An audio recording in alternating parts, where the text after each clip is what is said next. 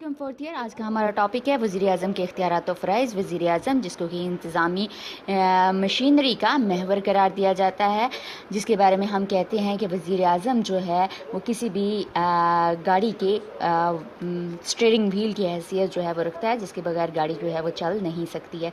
सबसे पहले तो हम देखते हैं कि वज़ीर आज़म काबीना का सरबराह होता है। बरतानिया में हकीकी हुक्मरान अगर वो काबीना कहलाता है तो वज़ीर आज़म उसका सरबराह है। वो बादशाह की तौसीक हासिल करते हुए अपने तमाम वज़रा को मुकर्रर करता है, इनमें महकमे तकसीम करता है। इनका इंतखाब चूँकि महदूद होता है, इसे पार्लियामेंट के अरकान में से अपनी वजारत में उन लोगों को शामिल करना पड़ता है जो उसी की सियासी जमात से ताल्लुक़ रखते हों और जमात के मुमताज़ अरकान भी हों। वज़ीर आज़म किसी भी फ़र्द को यानी कि किसी भी वज़ीर को काबीना की रुकनियत से सुबकदोश कर सकता है। वज़रा की टीम का चूँकि वो लीडर होता है, मुल्क का सारा नज़्म व नस्क़ जो है वो चलाता है। जो काबीना के इजलास होते हैं उनमें एजेंडा तय किया जाता है। वज़ीर आज़म की मर्ज़ी से तमाम की तमाम पॉलिसियाँ जो हैं वो मुरतब की जाती हैं। वज़ीर आज़म से जो वज़ीर जो है वो ताउन नहीं करता, बेहतर है कि वो मुस्ताफ़ी हो जाए, वरना वज़ीर आज़म खुद उससे इस्तीफ़ा जो है वो तलब कर लेते हैं। वज़ीर आज़म वज़रा से उनके महकमों की कारकर्दगी की रिपोर्ट लेता है। बाज़ूक़ात ऐसा भी होता है कि वो अगर किसी महकमे से मुतमईन नहीं होता तो बराह रास्त उनको जो है वो अपने कंट्रोल में कर लेता है। किसी हद तक काबीना जो है के फ़ैसलों पर वो अमल करता है, लेकिन टोटली ज़िम्मेदारी चूँकि उसकी होती है और काबीना की भी हम देखते हैं कि इज्तिमाई ज़िम्मेदारी होती है। इस वजह से ये बाहमी तावन के साथ काम जो है वो करते हैं और अपने हर काम के सिलसिले में वज़ीर आज़म को जवाब देते हैं। वज़ीर आज़म का रोल हमें बहुत अहम और गालिब नज़र आता है। इसका ये मतलब हरगिज़ नहीं कि वज़रा इसके मातहत होते हैं, वो इसके साथी समझे जाते हैं। वज़ीर आज़म इनके मशवरों को आसानी से नज़रअंदाज नहीं करता है। बरतानवी वज़ीर आज़म का अपनी काबीना से हम देखते हैं कि बिल्कुल भी वैसा ताल्लुक़ नहीं होता है जैसा कि अमेरिका के सदर का होता है, क्योंकि अमेरिका के सदर जो है वो अपने वज़ीरों के मशवरों को नज़रअंदाज कर सकता है, लेकिन बरतानवी वज़ीर आज़म अपने वज़ीरों के मशवरों को नज़रअंदाज नहीं कर सकता। वो उनसे काम लेने के लिए तदब्बुर, हिकमत और लियाकत से काम जो है वो लेता है।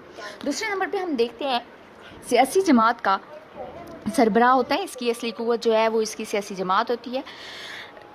वो इस ओहदे पर सियासी जमात की मदद से पहुंचता है, इसलिए इसको अपनी जमात को मुनज़्ज़म, मजबूत और वफ़ादार रखना पड़ता है। वो पार्टी का सरबराह होता है, पार्टी का नज़्म व नस्क़ जो है वो कायम रखता है। जितनी पॉलिसियाँ और प्रोग्राम तरतीब देता है इन्हें अपनी पार्टी के इजलासों में ज़ेर बहस लाता है। अगर पार्टी इसकी हमनवा बन जाए तो पार्लियामेंट से अपने प्रोग्रामों को तस्दीक करना इसके लिए कतन मुश्किल नहीं होता।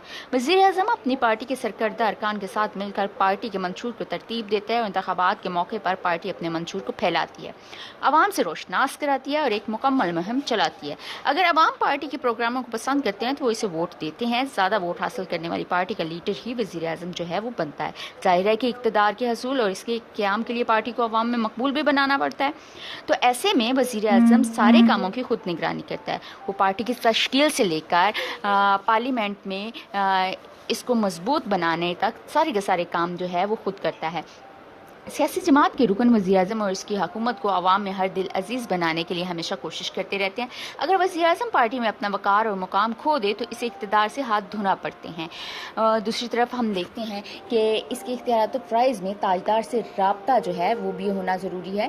वज़ारत उज़्मा का जो ओहदा है वो चूँकि ताजदार की सहूलत के लिए हम देखते हैं कि तख्लीक हुआ था। बादशाह जॉन को, जैसे कि आप लोग जानते हैं कि अंग्रेज़ी ज़ुबान नहीं आती थी और उसने फर्स्ट अमंग इक्वल के जो है वो बनवाया था सर रॉबर्ट वालपोल को, जहाँ से वज़ीर आज़म का ओहदा जो है हम देखते हैं कि शुरू हुआ। इख्तियारात जो कभी ताजदार इस्तेमाल करता था आज हम देखते हैं कि वज़ीर आज़म के पास है।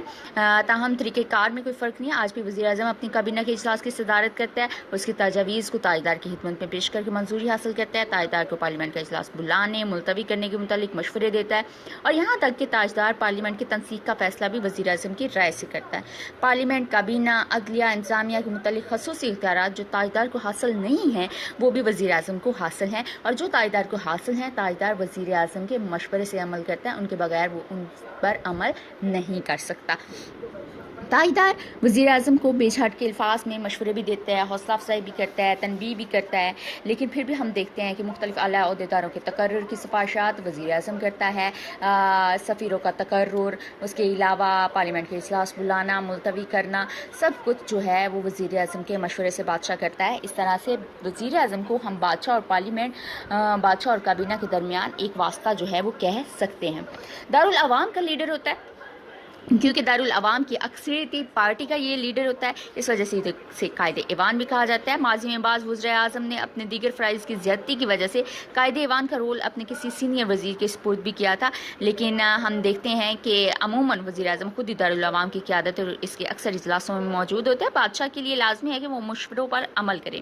دارالعوام کا اجلاس بلانے یا ملتوی کرنے کا مشورہ، دارالعوام کو توڑ کر نئے انتخابات کروانے کا مشورہ، دارالعوام اور دارالعمرہ کی منظور کردہ مسودات کی منظوری کا مشورہ، یہ تمام کام جو ہے وہ بادشاہ وزیر اعظم کے مشورے سے کرتا ہے۔ اور جب بھی کبھی ہم دیکھتے ہیں کہ ہنگامی حالات ہوتے ہیں تو ایسے میں حزب اختلاف کے لیڈر کے ساتھ مل کر وزیر اعظم جو ہے وہ مختلف قسم کے کام جو ہے اور مختلف قسم کی پالیسیاں جو ہے وہ طے کرتا ہے، اور ہمیشہ دارالعوام کو اپنی پالیسیوں اور اقدامات سے یہ آگاہ رکھتا ہے، اعتماد میں لیتا ہے، تمام اعلانات بیانات پارلیمنٹ کے اجلاس میں جاری کرتا ہے۔ وزیر اعظم کے لیے دارالعوام کا لیڈر ہونا ضروری ہے کیونکہ اس کی حکومت کی نگرانی کا دار و مدار پارلیمنٹ کی حمایت پر ہوتا ہے۔ ایوان کے ارکان کا اعتماد بحال رکھنے کے لیے اکثر اجلاسوں میں اسے شریک ہونا پڑتا ہے۔ 19ویں صدی میں وزیر اعظم کا عہدہ کسی ایسے فرد کو بھی پیش کیا جا سکتا تھا جو دارالعوام کا رکن نہ ہوتا، لیکن عملی دشواریوں، جمہوری تقاضوں اور دستوری مجبوریوں کی وجہ سے طے پایا گیا ہے کہ وزیر اعظم دارالعوام سے لیا جائے گا۔ 1923 کے بعد سے تمام وزرائے اعظم عوامی ایوان سے ہی چنے جاتے ہیں تاکہ عوام بھی پورے اعتماد رہیں کہ انہوں نے اپنے وزیر اعظم کو خود چنا ہے، اور وزیر اعظم بھی پورے اعتماد رہے کہ وہ عوام کے ووٹوں سے منتخب ہو کر آیا ہے۔ پھر ہم دیکھتے ہیں اس کے پاس تقرر کے اختیارات ہوتے ہیں۔ بادشاہ مختلف اعلیٰ عہدیداروں پر جو تقرر عمل میں لاتا ہے ان سب کو جو ہے وہ وزیر اعظم ان کے حوالے سے مشورہ دیتا ہے، جیسے کہ ہم دیکھتے ہیں کابینہ کے وزراء، غیر ممالک میں برطانوی سفیر اور ہائی کمشنر، تینوں افواج کے کمانڈر ان چیف، 9 آبادیات کے گورنر جنرل، عدلیہ کے جج، دارالعمرہ کے ارکان، اعلیٰ سول اور فوجی افسران، ان تمام افراد کا تقرر اگرچہ بادشاہ کے نام سے ہوتا ہے لیکن حقیقی طور پر یہ اختیارات وزیر اعظم خود استعمال کرتا ہے۔ جن افراد کا تقرر وزیر اعظم کی مرضی سے ہوتا ہے انہیں عہدے سے برطرف کرنے کے اختیارات بھی وزیر اعظم کو حاصل ہیں۔ وزیر اعظم بادشاہ کو مشورہ دیتے ہیں اور مختلف افراد کو اعزازات اور القابات عطا کیے جاتے ہیں۔ پھر ہم دیکھتے ہیں جی سب سے اہم جو کسی بھی ملک کے حوالے سے نقطہ آ جاتا ہے وہ اس ملک کی خارجہ پالیسی آ جاتی ہے، جہاں پہ ہم دیکھتے ہیں کہ داخلہ پالیسی جو ہے وہ بہت زیادہ ضروری ہوتی ہے، وہیں خارجہ پالیسی بہت زیادہ ضروری ہوتی ہے۔ جیسا کہ ارسطو نے کہا تھا کہ انسان معاشرتی حیوان ہے، وہ اپنے جیسے دوسرے انسانوں کے بغیر زندہ نہیں رہ سکتا، بالکل اسی طرح ایک ریاست جو ہے وہ اپنے جیسی دوسری ریاستوں کے ساتھ تعلقات بنائے بغیر جو ہے وہ بین الاقوامی دنیا میں سروائیو نہیں کر سکتی۔ خارجہ پالیسی جو ہے وہ بیرونی ممالک سے تعلقات اور بین الاقوامی امور کے متعلق حکومتی پالیسی کا تعین وزیر اعظم کرتا ہے۔ خارجہ امور کا شعبہ اتنا اہم ہے کہ وزیر اعظم اپنے عمومی معاملات کے علاوہ خارجہ امور پر اسپیشل توجہ جو ہے وہ دیتا ہے۔ وزیر اعظم اور وزیر خارجہ کے درمیان رابطہ دوسرے وزراء کے مقابلے پر کہیں زیادہ ہوتا ہے۔ برطانیہ کے بین الاقوامی مقام چونکہ بہت اہم ہے، ماضی میں بعض وزرائے اعظم نے وزارت خارجہ کو اپنی تحویل میں براہ راست بھی رکھا ہے، تاہم جدید تقاضوں کے پیش نظر اب یہ روایت تقریباً ختم ہو چکی ہے۔ خارجہ پالیسی کے مختلف پہلوؤں پر وزیر اعظم اپنے وزیر خارجہ کی حمایت میں غور کرتا رہتا ہے اور اسے ملک کے مفادات کے مطابق ترتیب دیتا ہے۔ وہ اکثر دفتر خارجہ کا دورہ کرتا ہے اور اہم کاغذات کا مطالعہ جو ہے وہ کرتا رہتا ہے۔ وزیر خارجہ لازماً اپنے وزیر اعظم کی خارجہ پالیسیوں پر عمل کرتا ہے اور اگر وہ اس سے اختلافات رکھتا ہو تو اسے مستعفی ہو جانا پڑتا ہے۔ وزیر خارجہ انتھونی ایڈن کو مستعفی ہونا پڑا کیونکہ وہ چیمبرلین کی پالیسی سے اختلاف رکھتا تھا۔ وزیر اعظم خارجہ امور کی نگرانی کرتا ہے، بین الاقوامی کانفرنسز میں اپنے نمائندوں کو بھیجتا ہے اور تمام سفیروں کا تقرر جو ہے وہ عمل میں لاتا ہے۔ وہ بیرونی ممالک سے آنے والے سفارتی نمائندوں کا استقبال بھی کرتا ہے۔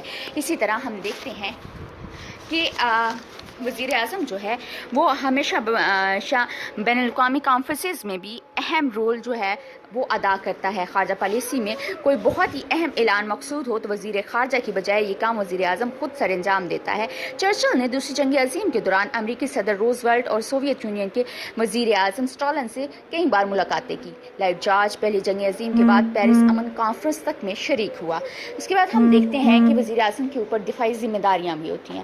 وزیر اعظم امور خارجہ کی طرح امور دفاع کے متعلق بھی خاص طور پر چوکنا رہتا ہے۔ وہ دفاع کو مضبوط بنانے کے لیے پالیسیاں ترتیب دیتا ہے۔ برطانوی ڈیفنس डिफेंस कमेटी का, चूँकि वो सदर होता है, तो तीनों फौजों के सरबराह वज़ीर-ए-आज़म की सिफारिश पर मुकर्रर होते हैं। वो जब चाहे किसी कमांडर इन चीफ को बदल सकता है। मुल्क के दिफा की सारी जिम्मेदारी वज़ीर-ए-आज़म पर आयद होती है। वो अफवाज के लिए साजो सामान फराहम करता है और अक्सर अपने फौज के सालारों से मुलाकात करके इनके मसाइल और ज़रूरियात से हम आहंगी रखता है।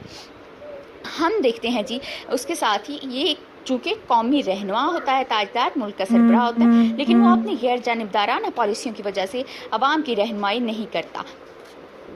क्यों नहीं करता? क्योंकि उसकी पॉलिसियाँ जो होती हैं वो गैर जानिबदार नहीं होती हैं, बल्कि वो अपनी पार्टी का वफादार होता है। कौम भी तमाम हुकूमती फ़ैसलों के लिए नज़रें जो है वो इस पर लगाती तो है, क्योंकि ये हुकूमत का सरबराह होता है। वो कौम को इज्तिमाई मसाइल से ओहदा बरा होने के काबिल बनाता है। वज़ीर-ए-आज़म अवामी प्रोग्राम और पॉलिसियाँ बनाता है और अवाम को हमेशा अपने एतमाद में रखता है। वज़ीर-ए-आज़म इम्पीरियल डिफेंस काउंसिल का सरबराह भी होता है। इस तरह हम क्या कह सकते हैं कि वज़ीर-ए-आज़म के इख्तियारात का अगर हम जायज़ा लेते हैं तो एक बहुत बड़ी सियासी क़ुव्वत है। इसे वसी इख्तियारात हासिल हैं। वो अवाम का नामज़द करदा नुमाइंदा है, क्योंकि आम इंतखाबात में अवाम सियासी जमातों के सरबराहों को ज़हन में रख कर वोट देते हैं। वो काबीना का सरबराह होता है और जो काबीना के इख्तियारात बढ़े हैं, इसका सबसे ज़्यादा फ़ायदा भी वज़ीर-ए-आज़म को ही हुआ है। ख़ारजा पॉलिसी, वतन की दिफा और अमूर मालियात के मुतालिक तमाम जिम्मेदारियाँ वज़ीर-ए-आज़म पर आयद होती हैं। वो हुकूमती मशीनरी का वो पहिया है जिसके चारों तरफ निज़ाम का चक्कर जो है वो चलता रहता है। वज़ीर-ए-आज़म के ओहदे का आगाज़ हुआ तो इसे फर्स्ट अमंग इक्वल कहा गया, लेकिन आज हम देखते हैं तो इसके बहुत अहम मुकाम हासिल है और इसे रियासत का कैप्टन कहा जाता है। ये ओहदा अहमियत इख्तियार कर गया है और इसमें इन आला सलाहियतों के मालिक अफराद का बड़ा दखल है जो कि इस ओहदे पर कायम है, जैसे कि वालपोल, चर्चिल, ग्लैडस्टोन, रोज़वेली, पर्सी जेंगर, स्क्वाइट, लॉयड जॉर्ज जैसे वज़ीर-ए-आज़म ने इस ओहदे को 4 चांद लगा दिए। इन शख्सियतों ने वज़ीर-ए-आज़म के ओहदे को आला तरीन मुकाम दे दिया है। वज़ीर-ए-आज़म बहुत मजबूत सही, लेकिन इसे आमर कतन नहीं कहा जा सकता। हर वज़ीर-ए-आज़म की हैसियत इसकी शख्सियत और पार्टी के अंदर इसकी मकबूलियत की बुनियाद पर मुतय्यन होती है।